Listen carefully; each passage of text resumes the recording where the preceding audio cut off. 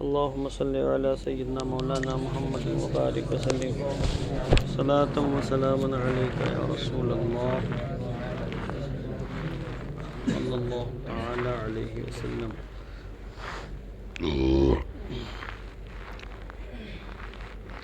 پانچ بحثیں ہو چکی ہیں، اب یہاں المبحث السادس اقسام حرف الجر، چھٹی بحث حرف جر کے اقسام۔ اب حرف جر کی مجموعی طور پر کتنی قسمیں ہیں اس کو یہاں بیان کر رہے ہیں۔ اس سے پہلے آپ نے سماعی طور پر حرف جر کے حذف کی گفتگو سماعت فرمائی تھی۔ اب یہاں حرف جر کے اقسام دیکھیں، آسان بحث ہے، صرف ترجمہ کر دوں گا تب بھی سمجھ جائیں گے آپ۔ حرف الجر علی ثلاثت اقسام، حرف جر کی تین قسمیں ہیں، اصلی و زائد و شبیہ بالزائد۔ حرف جر اصلی، حرف جر زائد اور حرف جر شبیہ بالزائد، جس کو زائد سے مشابہت حاصل ہو اس کو شبیہ بالزائد کہا جاتا ہے۔ حالانکہ اور چیزوں سے بھی مشابہت ہے مگر نام رکھنے میں یہ نام دیا شبیہ بالزائد۔ اب حرف جر اصلی کس حرف جر کو کہتے ہیں اور حرف جر زائد کیا ہوتا ہے، اس کو واضح کر رہے مثالوں کے ساتھ۔ فالاصلی ما یحتاج الی متعلق وهو لا یستغنی عنہ معنی ولا اعرابا، ولا اعرابا اے لفظا۔ حرف جر اصلی وہ حرف جر ہے جو متعلق کا محتاج ہوتا ہے۔ ایک متعلق کا، ایک ہوتا ہے متعلق جس کا کسی سے تعلق ہو، اور ایک ہوتا ہے متعلق جس سے تعلق ہو۔ یعنی ظرف لغ ہوا یا ظرف مستقر ہوا، یہ بولتے ہیں نا ترکیب کرنے میں متعلق بیان کرنے کے لیے۔ متعلق ظاہر ہو تو ظرف لغ بنتا ہے، اور متعلق اگر ظاہر نہ ہو محذوف ہو تو کیا بولتے ہیں، ظرف مستقر بنتے ہیں۔ یہ سب آپ پڑھ چکے ہیں، یہ سارے میادین وہ ہیں جو آپ طے کر چکے ہیں۔ میدان کی جمع میادین۔ حرف جر اصلی وہ ہے جو ایک متعلق کا محتاج ہوتا ہے، متعلق چاہیے ہی چاہیے۔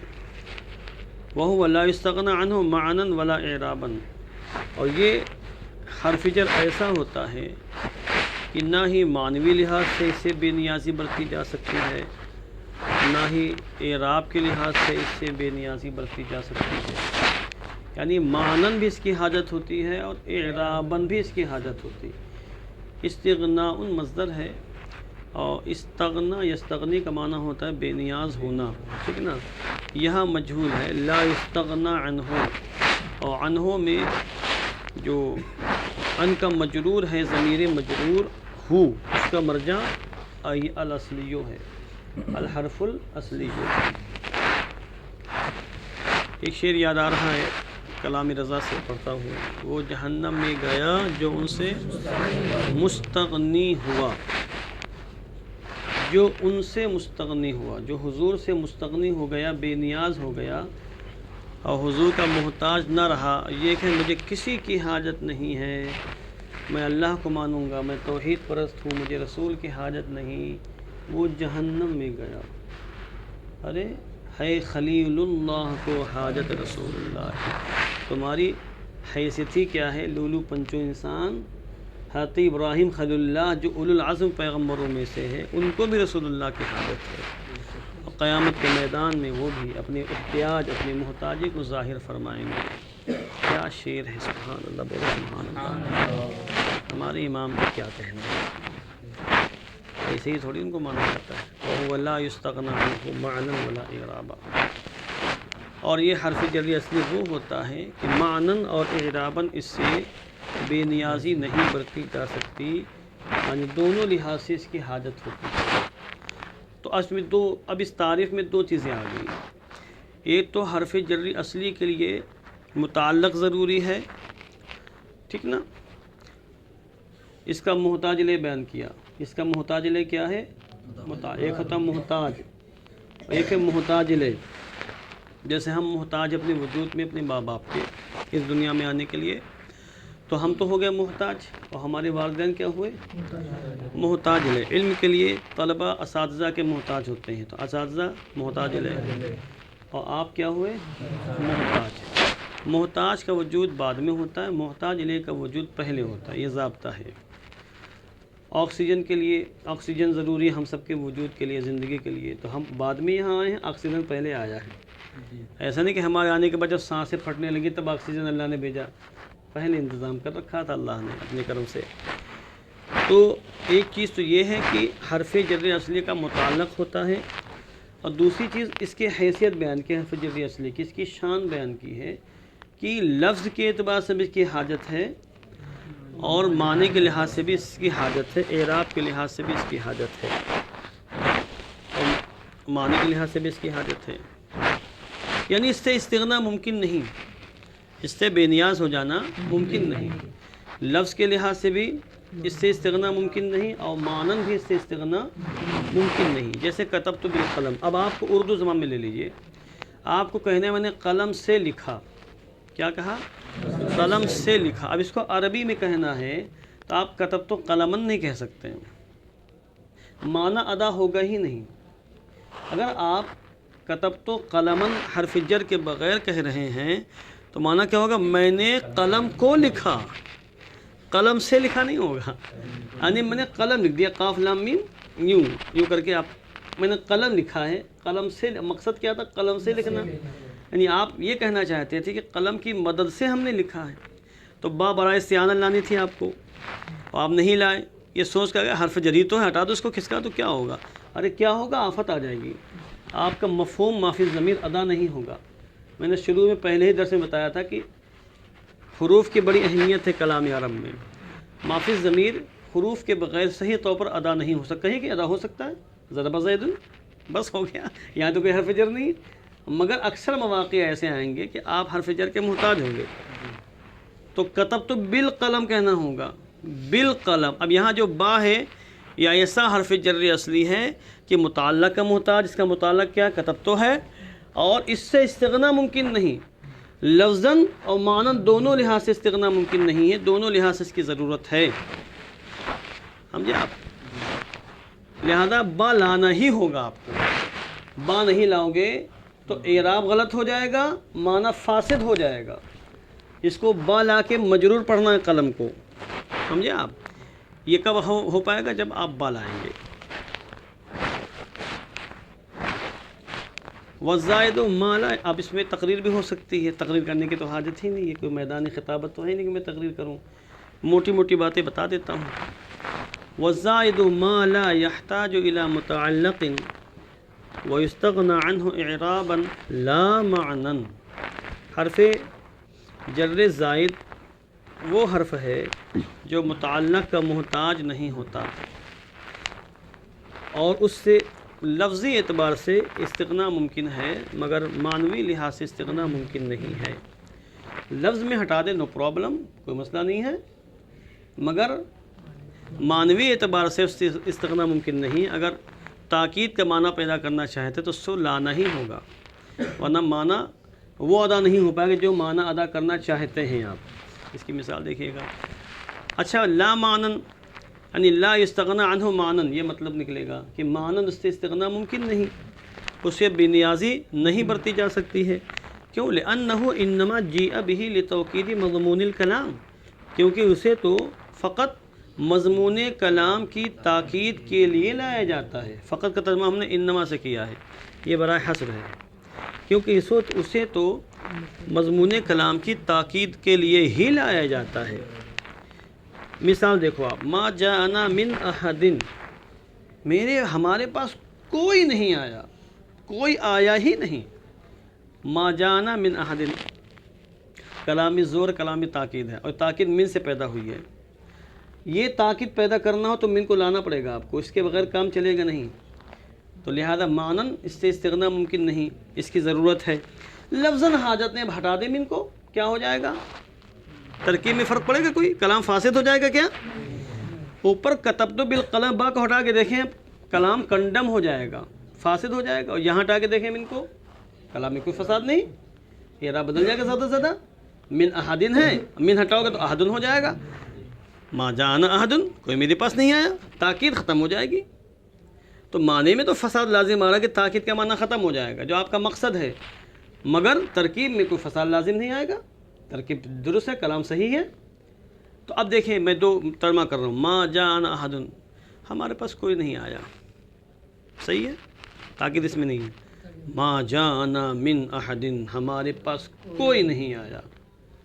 سمجھے آپ جب کہو گے اس کو تو کہنے میں بھی انداز سننے والوں کو محسوس ہونا چاہیے کہ اس میں تاکید ہے، اس میں تاکید نہیں ہے. میں نے کسی کو نہیں مارا، ما ضربت احدن، میں نے کسی کو نہیں مارا، یہ نا. اور اردو میں تاکید لانا، میں نے کسی کو نہیں مارا، میں نے کسی کو نہیں مارا. اب سامنے والا انکار کر پائے گا؟ آپ ڈاماڈول ہوں گے تو وہ چڑھ نہیں، کچھ تو ہے گڑبڑ، کلام میں زور نہیں ہے، تو تاکید لائی جاتی پھر. بہرحال اب آگے دیکھیے ایک مثال اور، لیس سعید بمسافر، سعید مسافر نہیں ہے، کلام میں تاکید ہے. با ہٹا دے کوئی مسئلہ نہیں ہے، لیس سعید مسافرہ، کلام فاسد نہیں ہوگا. سعید مسافر نہیں، بس تاکید ختم ہو جائے گی. تو یہ بات زائد ہے، اور یہ آپ نے پڑھا ہوگا، ہدایت نحو کے اندر بھی پڑھا ہوگا، نحویر کے اندر بھی پڑھا ہوگا کہ اس طرح کی ترکیب میں با زائد ہوتا ہے. اس کا کوئی متعلق ہے؟ بتائیں آپ، اس کا کوئی متعلق ہے؟ کوئی متعلق نہیں ہے. من احدن میں جب ترکیب کرو گے تو من کو زائد پڑھو گے آپ، اور بمسافر میں جب ترکیب کرو گے تو با کو زائد پڑھو گے. اس کا کوئی متعلق نہیں.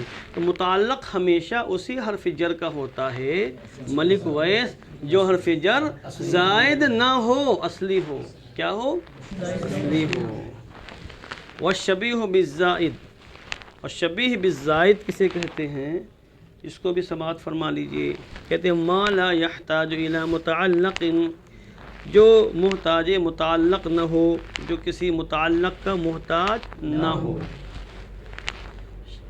تو یہ تعریف تو اوپر زائد کی بھی پڑھی ہے، جو کسی متعلق کا محتاج نہ ہو. تو اتنی تعریف میں تو مطابقت ہے، مگر آگے فرق آ رہا.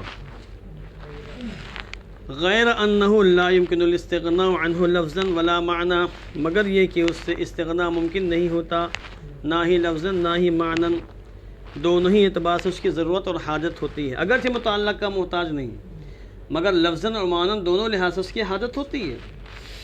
سمجھے آپ؟ کس کی؟ حرف جر کی. تو متعلق کا محتاج نہیں، اس لحاظ سے اس کو مشابہت ہو گئی زائد سے. تو شبیہ بالزائد کہہ دیا. آپ اعتراض کر سکتے ہیں کہ مشابہت تو دونوں سے ہے، پھر حرف جر اصلی سے بھی مشابہت ہے اور حرف جر زائد سے بھی مشابہت ہے. نام رکھنے میں پھر اس کو ترجیح کیوں دی؟ تو ترجیح بلا مرجح ہے. بھئی زائد سے مشابہت ہے تو نام کیا رکھا؟ شبیہ بالزائد. اور حرف جر اصلی سے مشابہت ہے کیونکہ جس طرح حرف جر اصلی مستغنی عنہ نہیں ہوتا ہے، نہ معنی نہ ہی اعراباً، یعنی معنوی اعتبار سے اور لفظی اعتبار سے اس سے استغنا ممکن نہیں ہوتا. وہی صورت تو یہاں بھی ہے. تو اس کو مشابہت تو دونوں سے ہے، بھئی ملک اویس سے بھی اور اویس سے بھی ہے. حرف جر اصلی سے بھی مشابہت ہے اور زائد سے بھی مشابہت ہے. تو نام رکھنے میں زائد کو ترجیح کیوں دی گئی ابو بکر؟ کہ ترجیح کسی کو نہیں دی گئی ہے، دونوں نام اس کے ہیں. نام اس کے غلط فہمی کے شکار ہیں آپ. یا شبیہ بالزائد بھی ہے، شبیہ بالاصلی بھی ہے. شبیہ بالزائد بھی ہے، ہاں یہ باب اکتفا میں سے مشابہت دونوں سے تھی، ایک کا ذکر کر دیا فقط. یہاں آپ اعتراض کر سکتے ایک ہی کا ذکر کیوں کیا؟ ذکر کرنا تھا تو شبیہ بالزائد کیوں کہا؟ شبیہ بالاصلی کیوں نہیں کہہ دیا؟ ایک کو ذکر کرنا تھا. اس کا جواب ہمارے پاس نہیں ہے، یہ نقطہ بعد الوقوع ہے. اگر شبیہ بالاصلی کہتے تو آپ پلٹ کے پھر اعتراض کرتے، پھر شبیہ بالزائد کیوں نہیں کہا؟ سمجھے آپ؟ اس لیے اس طرح کے مقامات پر اس طرح کے اعتراضات نہیں کیے جاتے ہیں. اس کی میں ایک موٹی سی مثال دے دوں گا تو آپ ہکا بکا رہ جائیں گے. پہلے اس کو پڑھ لیں. موٹی سی مثال دے دوں میں؟ دوں گا. پہلے نیچے تک آؤ. دیکھیے مثال وہو خمسۃ احرف، اور یہ 5 حروف ہیں. میں نے کہا نا ہر جگہ عقل کا گھوڑا نہیں دوڑایا جاتا ہے، نہیں دوڑایا جاتا، نہیں دوڑایا جاتا ہے، ٹھوکر کھا جاؤ گے. منہ پھوٹ جائے گا، دانت ٹوٹ جائیں گے. اس کی ایک مثال دے رہا ہوں میں، پہلے اس کو پڑھ لیں آپ. رب خلا عدا حاشا اور لعل، یہ 5 حروف ہیں. یہ 5 حروف وہ ہیں جو شبیہ بالزائد کہلاتے ہیں. کہتے ہیں وسمی شبیہم بالزائد، ان حضرات کا نام کیا ہے؟ شبیہ بالزائد. لأنه لا يحتاج الى متعلق، کیونکہ یہ محتاج متعلق نہیں ہیں، کیونکہ یہ متعلق کی جانب محتاج نہیں ہوتے. وهو ايضا شبیہ بالاصلی، اور یہ شبیہ بالاصلی بھی ہیں. من حیث انه لا يستغنى عنه لفظا ولا معنی، اس حیثیت سے کہ ان سے لفظاً اور معناً استغنا ممکن نہیں، لفظاً اور معناً سے بے نیازی نہیں برتی جاتی ہے جس طرح حرف جر اصلی میں ہوتا ہے. تو سوال یہ ہوا کہ اس کو شبیہ بالزائد کیوں کہا گیا؟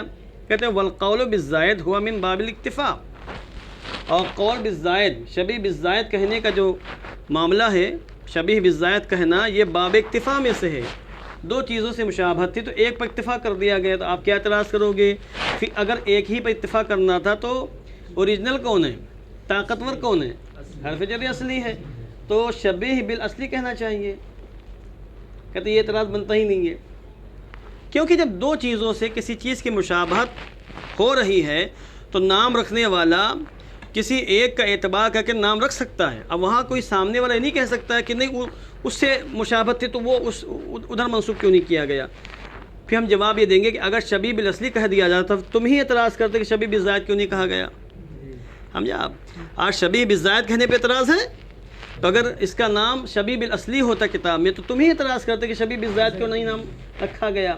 تو اعتراض کرنے والے اعتراض کرتے رہتے ہیں، ان کے اعتراضوں پر توجہ نہیں دی جاتی ہے. اللہ رب العزت خالق کائنات ہے، ہمارے سارے اعمال کا وہ خالق و مالک ہے، مگر ہم مجبور محض نہیں. تو جب ہمارے سارے کاموں کا خالق و مالک وہی ہے، تو پھر ہم سے مواخذہ کیوں ہوگا قیامت کے میدان؟ تم نے یہ کیوں کیا، تم نے یہ کیوں کیا، تم نے یہ کیوں کیا؟ حساب و کتاب کیوں ہوگا؟ جب سب کچھ اللہ کی مرضی سے ہو رہا ہے اور اللہ کی کرنے سے ہو رہا ہے، تو بندے جو کچھ کر رہے ہیں وہ اللہ کی سے کر رہے ہیں. تو اس کا جواب ہم یہ دیتے ہیں کہ بھائی بندہ اپنے اختیار سے کرتا ہے نا، بندہ اپنے اختیار سے کرتا ہے، بندہ کاسب ہے، خالق اللہ ہے. بھائی ہم نے تھپڑ مارنے کا ارادہ کیا، ہاتھ میں مارنے کی طاقت پیدا ہو گئی، تو مارا تو اللہ نے، ٹھیک نا، ہمارا ہاتھ استعمال کر کے اللہ نے مارا ہے، مگر ہم نے مارنے کا ارادہ کیا تھا نا. تو اس ارادہ کرنے کی بنیاد پر ہم مجرم ہوئے، ٹھیک نا. اللہ سارے کاموں کا خالق و مالک ہے، ہم نے مارا تھپڑ تو اس کا خالق بھی اللہ ہوا، ہم مجرم کیوں ہوئے؟ ہم نے ارادہ کیا، یہی کسب ہے. تو کوئی سوال کر سکتا ہے بھائی اختیار ارادہ کرنا یہ بھی تو ایک عمل ہے بندے کا. بندے نے مارنے کا ارادہ کیوں کیا؟ اس لیے کہ اللہ نے بندے کے مارنے کا ارادہ فرمایا. اب کیا کہو گے آپ؟ اب تو مجبور ہو گئے آپ. سمجھے آپ؟ میں نے کہا ہر جگہ ٹانگ نہیں اڑائی جاتی ہے، ہر جگہ چو چو چو چو نہیں کیا جاتا ہے. عقل کے گھوڑوں کو بہت سے مقامات پر لگام کس دی جاتی ہے، سمجھے آپ؟ دوڑنے سے منع کر دیا جاتا ہے. یہ انہی مقامات میں سے کہ یہاں بولنے کی اجازت نہیں ہے، چوں چرا کرنے کی اجازت نہیں ہے. بس اتنا یاد رکھنا چاہیے کہ ہم مجبور محض نہیں ہیں، اللہ نے اختیار کچھ نہ کچھ عطا فرمایا ہے. میں بول رہا ہوں تو کیا مجبور ہوں؟ کیا مجھے ایسی فیلنگ ہو رہی کہ میں مجبور ہوں؟ وہ پیچھے میرے کھڑا ہے کن پٹی پر پستول لے کے بولو. اپنے اختیار سے تو ہم خود محسوس کر سکتے ہیں، اپنے اختیار سے ہم بول رہے ہیں. تو مارنے والا خود کہے گا نہیں میں نے اختیار سے اپنے مارا ہے، وہ خود کہے گا، اس کا فیصلہ کرے گا. اس کا مطلب کچھ نہ کچھ بندے کو اختیار ضرور ہے. وہ کس نوع کا اختیار ہے اس میں ہم کو پڑھنا منع ہے، اس لیے تقدیر کے معاملات میں غور و فکر کرنا منع ہے. اور ہمارا ایمان ہماری عقل پر نہیں ہے، ہمارا ایمان آقا کریم علیہ الصلوۃ والتسلیم کی ذاتی گرامی پر، آپ کے لائے ہوئے دین پر ہے. تو جین نے جہاں کہا غور کرو ہم غور کریں گے، اور جہاں کہا عبدالباسط خاموش ہو جاؤ ہم خاموش ہو جائیں گے. یہ ہے مکمل مطابعت دین کی، ٹھیک نا. یہ ایک ایسے ٹیپ کا بند ہے کہ اس کو اگر مضبوطی سے آپ تھام لیں تو کبھی گمراہ نہیں ہوں گے. اور زیادہ غور و فکر ملحدین کی طرح تو کام تمام ہو جائے گا، معلوم بھی نہیں پڑے گا آپ کو، کسی کا تو کچھ بگاڑ بھی نہیں پاؤ گے. بگڑے گا نہیں، کسی کا کچھ نہیں بگڑے گا. بھائی جو لوگ معاذ اللہ خدا کے شان میں بے ادبی کر رہے ہیں وہ کیا بگاڑ رہے ہیں خدا کا؟ اس کی شان گھٹی جا رہی ہے، اپنا ہی بگاڑ رہے ہیں نا وہ. علی حد قولہ تعالی، جیسے اللہ تعالی نے فرمایا سرابیل تقیکم الحر، ایسے کپڑے یہ تمہیں حرارت سے گرمی سے بچاتے ہیں. تو کیا کپڑے خالی گرمی سے بچاتے ہیں؟ سردی سے نہیں بچاتے ہیں؟ بچاتے ہیں، بلکہ سردی سے زیادہ بچاتے ہیں. تقیکم البرد ایضا، یعنی برودت اور سردی سے بھی تمہیں بچاتے ہیں. تو یہ باب اکتفا میں سے ہے. دو کام تھے کپڑوں کے، گرمی سے بچانا اور سردی سے بچانا. ایک کا ذکر اللہ نے فرمایا، ایک کا نہیں فرمایا. المبحث السابع، 7ویں گھنٹی کہاں ہے آپ کی؟ آج تو آئے ہیں شاید، یہ تھوڑا کیا ہے دوست ہمارے ہیں، تھوڑا چل جائے گا. مواضع زیادت الجار، مواضع زیادت الجار، حرف جر کے زائد ہونے کے مقامات. حرف جر کہاں کہاں زائد ہوتا ہے، کون کون سے حرف جر زائد ہوتے ہیں؟ فرماتے ہیں لا یزاد من حروف الجر الا من والباء والکاف واللام. حروف جر میں سے صرف من، با، کاف اور لام زائد ہوتے ہیں. جتنے بھی حروف جر ہیں 25 ہے نا، 20 ہی ہیں. اچھا ماشاءاللہ یاد ہے. تو 20 حروف جر میں سے کتنے؟ 4 حروف زائد ہوتے ہیں. زائد ہونے کا تمغہ انہی کو ملا ہے، اور زائد ہونے کا صحرا انہی کے سر بندھا ہے. یہ جو 4 حضرات ہیں نا. وزیادتها انما ہی فی الاعراب، اور ان کا زائد ہونا فقط اعراب میں ہوتا ہے، اعراب میں زائد ہوتے ہیں. ولیست فی المعنی، معنن یہ زائد نہیں ہوتے. لانہا انما یؤتی بہا للتوکید، کیونکہ انہیں تاکید کے لیے لایا جاتا ہے. اما الکاف فزیادتها قلیلۃ جدا، رہ گیا کاف تو اس کا زائد ہونا بہت ہی کم ہے. با، مین، کاف اور لام میں جو کاف ہے اس کا زائد ہونا انتہائی قلیل ہے، اور اس کا زائد ہونا سماعی ہے. اہل عرب نے بعض مقامات پہ زائد اس کا استعمال کیا ہے، بطور زائد کا اس کا استعمال کیا ہے. ہم اپنی مرضی سے یہ کاف بطور حرف زائد کے استعمال نہیں کر سکتے، سماعی ہے. وقد سمعت زیادتها فی خبر لیسا، اور اس کا زائد ہونا، اس کی زیادتی لیسا کی خبر میں مسموع ہے، سنی گئی ہے. کقولہ تعالی، جیسے اللہ تعالیٰ کے قول ہے لیسا کمثلہ شیء، اس کے مثل کوئی شے نہیں، یعنی لیسا مثلہ شیء، یعنی کوئی شے اس کے مثل نہیں ہے. تو کاف یہاں پر زائد ہے. اور فی المبتدائی، اور مبتدا میں بھی اس کا زائد ہونا سنا گیا ہے. کقول راجز، جیسے رجز پڑھنے والے کا قول. لواحق الاقراب بہا کالمقق وزیادتها سماعی. اب یہ جو رجز ہے لواحق الاقراب فیہا کالمقق، اس کو تھوڑا سمجھانا پڑے گا، ترکیب بھی سمجھانی پڑے گی ہم کو، اور اس میں حل لغت بھی کرنا پڑے گا، اور فٹافٹ جو ہو نہیں پائے گا، آپ کا ٹائم زیادہ ہو رہا ہے. لہٰذا کل آئیے اب تیاری کر کے انشاءاللہ میں اس کو سمجھاتا ہوں، چندی کی پندی اس کی کرتا ہوں. مقق